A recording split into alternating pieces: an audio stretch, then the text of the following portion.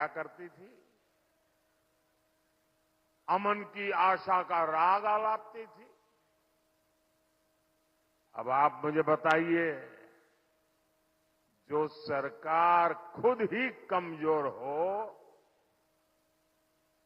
वो देश को कैसे मजबूती दे सकती है? क्या कमजोर सरकार मजबूत देश बना सकती है? क्या कमजोर सरकार मजबूत देश बना सकती है? जिसका खुद का ठिकाना ना हो,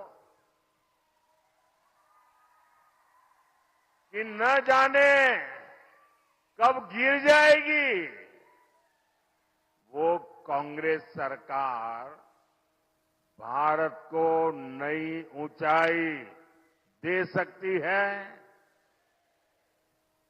भाइयों और बहनों, कांग्रेस पार्टी की एक ही पहचान है, विश्वासघात, विश्वासघात, विश्वासघात। मराठवाड़ा की इस धरती को भी कांग्रेस ने एक ही चीज दी है, विश्वासघात, विश्वासघात और विश्वासघात। कांग्रेस 60 साल तक सत्ता में रही, लेकिन किसान के खेत में पानी नहीं पहुंचा पाई। आप मुझे बताइए, मराठवाड़ा वाटर ग्रिड परियोजना को किसने रोका था? ऐसे नहीं चलेगा भाई, आपको जवाब देना पड़ेगा। आप यहां के लोग हैं। किसने रोका था? किसने रोका था? जलयुक्त शिवार योजना को किसने रोका था? जिन्होंने आपका पानी रोका, आप उनको वोट देंगे क्या? साथियों,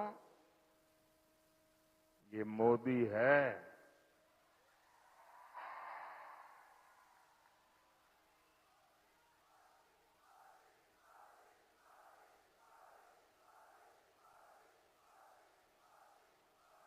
मोदी समस्याएं टालता नहीं, मोदी समस्या से टकराता है।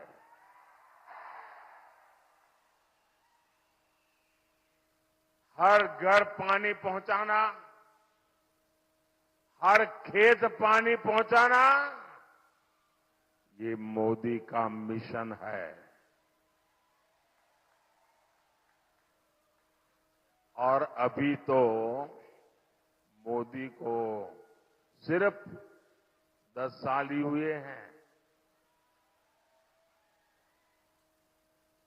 10 साल में पानी के लिए जितना काम मोदी ने किया है, उतना कांग्रेस अपने 60 साल में नहीं कर पाई।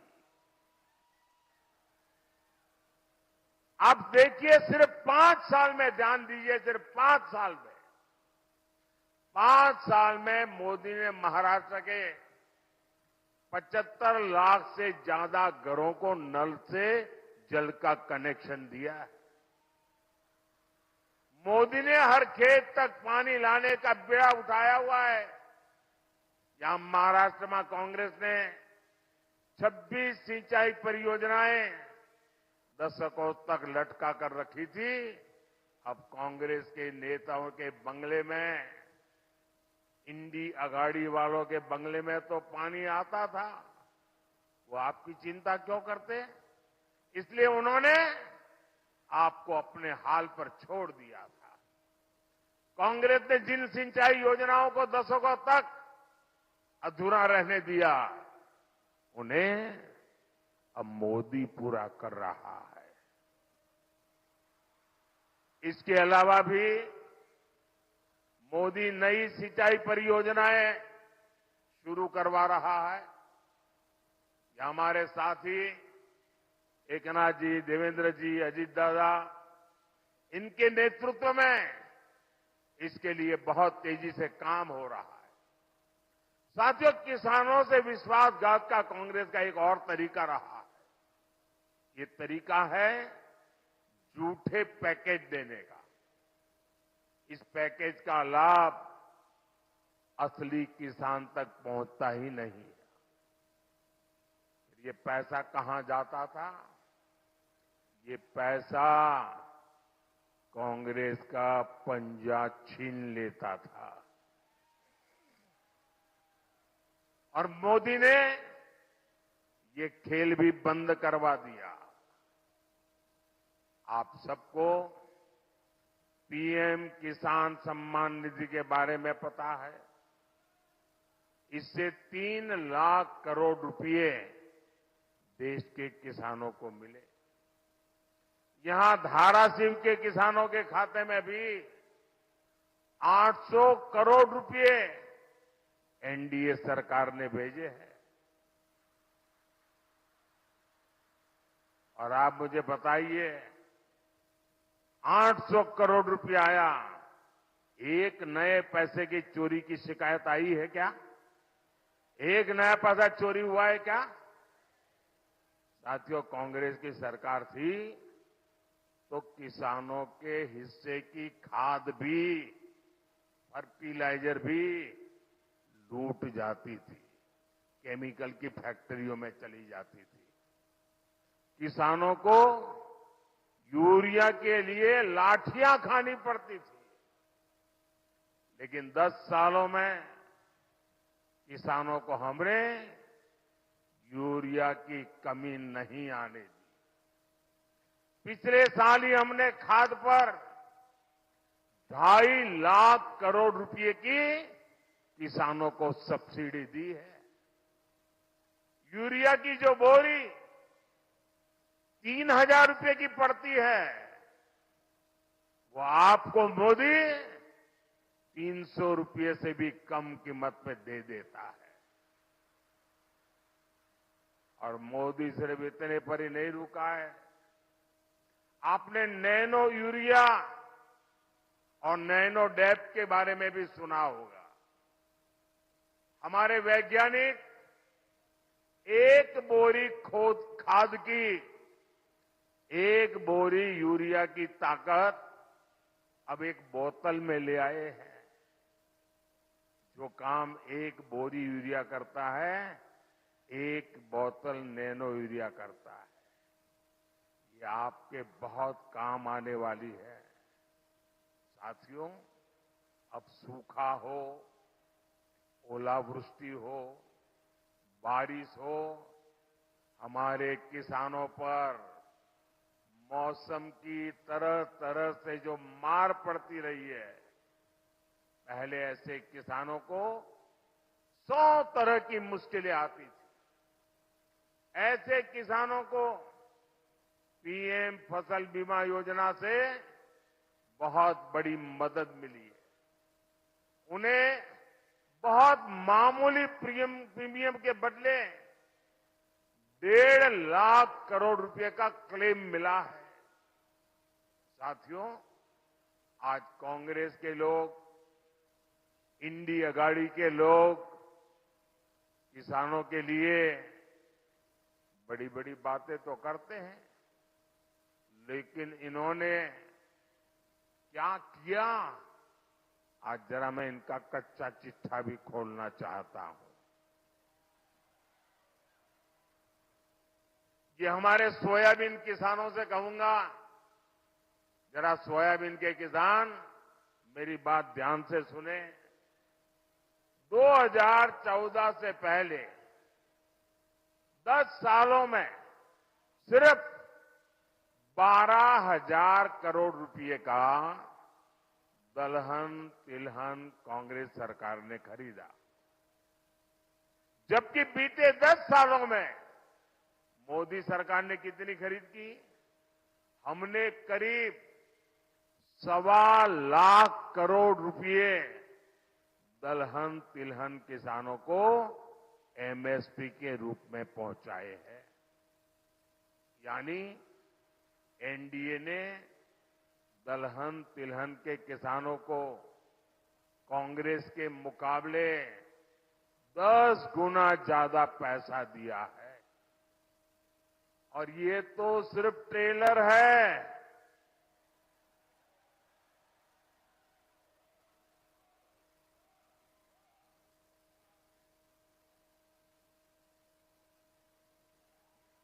ये तो अभी ट्रेलर है। अब मोदी का मिशन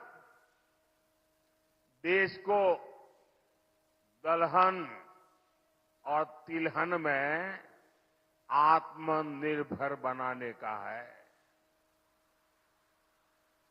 आपको पता है ना, दाल और तेल खरीदने के लिए हर साल हमारा देश हजारों करोड़ रुपए विदेश भेजते हैं। मोदी ने ठान लिया है कि वो पैसा विदेश नहीं जाएगा, मेरे किसान की जेब में जाएगा। और इसलिए हम भारत को आत्मनिर्भर बना रहे हैं। साथियों, ये हमारा महाराष्ट्र तो सहकारिता की धरती है। एनडीए सरकार खेती में सहकारिता का दायरा बढ़ाने के लिए लगातार काम कर रही है। बीते 10 साल में 8,000 से ज्यादा किसान उत्पाद संघ एफपीओ बने हैं। हमने एक और बड़ा काम किया है। हमने दुनिया की सबसे बड़ी भंडारण योजना बनाई है। इसके तहत देश में हजारों गोदाम बनाए गए हैं और जिसका जिम्मा भी सहकारी संस्थाओं को दिया है। साथियों, इस क्षेत्र में ज्वार की पैदावार होती है। मोदी ने इस मोटे अनाज यानी मिलेट्स को श्री अन्न के नाम से पहचान बनाई है। मोदी ने संकल्प लिया है, आपका जो ये श्री अन्न है उसे दुनिया के कोने कोने में डाइनिंग टेबल पर पहुंचाऊंगा।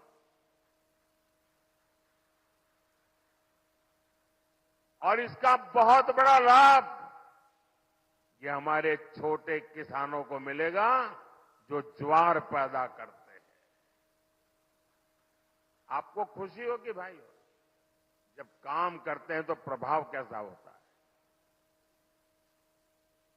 अभी कुछ समय पहले अमेरिका के राष्ट्रपति ने मुझे अमेरिका आने का निमंत्रण दिया और उनके व्हाइट हाउस में बहुत बड़ा भोज समारंभ किया।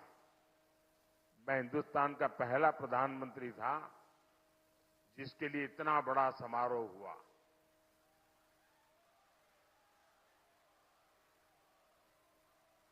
लेकिन मजा इस बात की है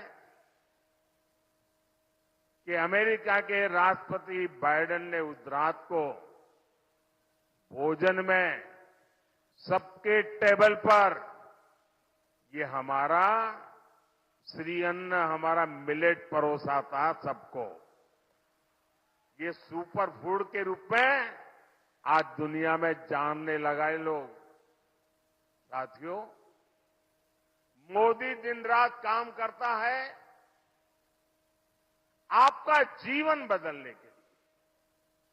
आपका जीवन बदलने के लिए दिन रात एक कर देता हूं।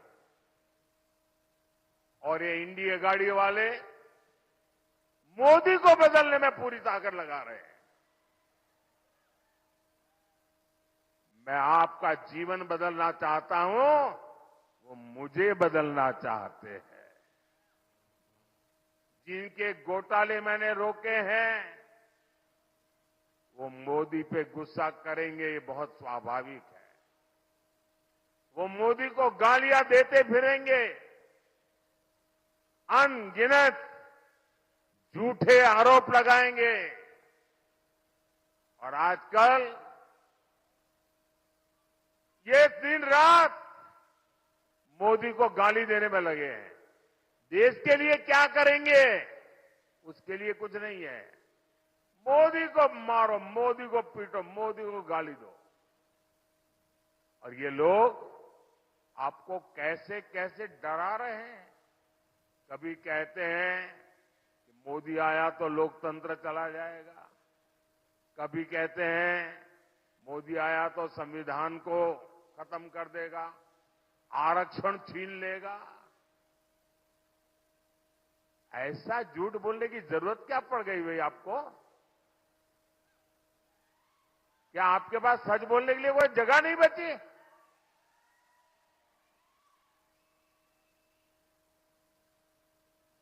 साथियों, आज पार्लियामेंट हो या असेंबली हो,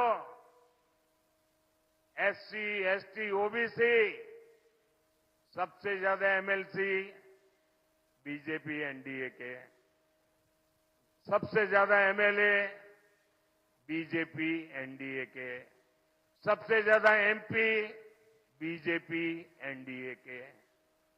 अब उनको लगा ये भी चले गए। ये आज इसलिए दलित, आदिवासी, पिछड़े ये हमारा समर्थन इसलिए कर रहे हैं कि हम जी जान से उनके कल्याण के लिए खप रहे हैं।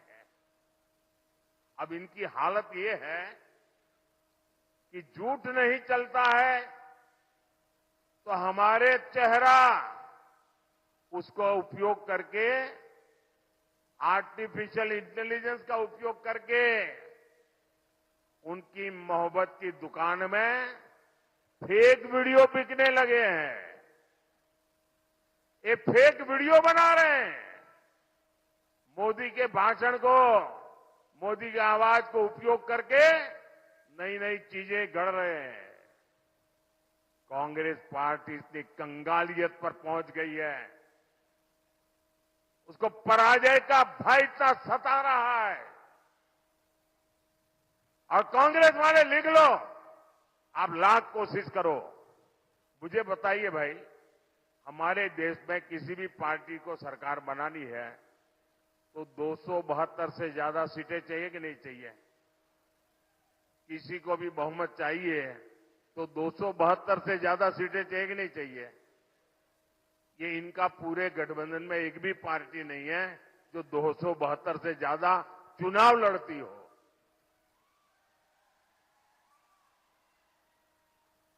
जिनका चुनाव में लड़ने के लिए जगह नहीं है, वो देश पे कब्जा जमाने के सपने देख रहे हैं।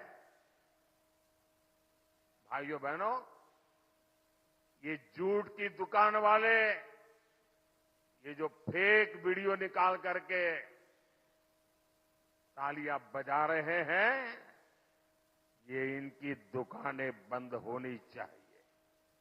साथियों, कांग्रेस की एक और चाल से आपको बहुत सावधान रहना है। कांग्रेस की नजर अब आपकी मेहनत की कमाई पर पड़ गई है। आपको सबको मालूम है, हमारे देश में हर मां बाप जीवन भर मेहनत करके, कमा करके बचाने का प्रयास करता है। छोटी आय वाला भी मां बाप होगा ना, वो भी कुछ बचाने की कोशिश करता है। उसके मन में एक ही बात रहती है कि मरने के बाद संतानों को कुछ दे करके जाना है। अब कांग्रेस पार्टी ने ये मन बना लिया है और उनके एक फिलोसोफर ने तो घोषणा भी कर दी है कि वो ऐसा कर लगाएंगे, ऐसा कर लगाएंगे, ऐसा टैक्स लगाएंगे कि अब आप जो कमाया हुआ धन है, आपके पास जो स्त्री धन पड़ा हुआ है, जो मंगलसूत्र पड़ा हुआ है, अब वो आप अपने बच्चों को नहीं दे पाएंगे। आधे से ऊपर ये कांग्रेस की सरकार मार लेगी। एक्सरे करेंगे, बोले एक्सरे करेंगे। मोदी 4 करोड़ गरीबों को पक्के घर दे चुका। मोदी ने 3 करोड़ नए घर बनाने की गारंटी दी है। मोदी स्वामित्व योजना से जमीन से कानूनी दस्तावेज दे रहा है ताकि आपकी संतान संपत्ति के झगड़ों में न डूबे, परेशानी न हो, वो मालिक की हक उसका बन जाए। लेकिन कांग्रेस क्या कह रही है? कांग्रेस कह रही है कि वो आपके घर और जमीनों पर छापा मारकर उसका आधा हिस्सा आपसे छीन करके अपनी वोट बैंक को बांट देंगे। और कांग्रेस के इरादे बहुत खतरनाक है। यहां जो रैली में हमारी माताएं बहनें आई हैं, वो भी सुन लें। कांग्रेस महिलाओं के गहने, मंगलसूत्र छीनने की तैयारी करके बैठी हुई है। क्या यहां बैठी हुई मेरी माताएं बहनें ऐसी कांग्रेस को कभी स्वीकार कर सकती है क्या? भाइयों और बहनों, कांग्रेस वो पार्टी है जिसे भारत की विरासत से भी समस्या है। आज 500 साल बाद अयोध्या में भव्य राम मंदिर बन गया।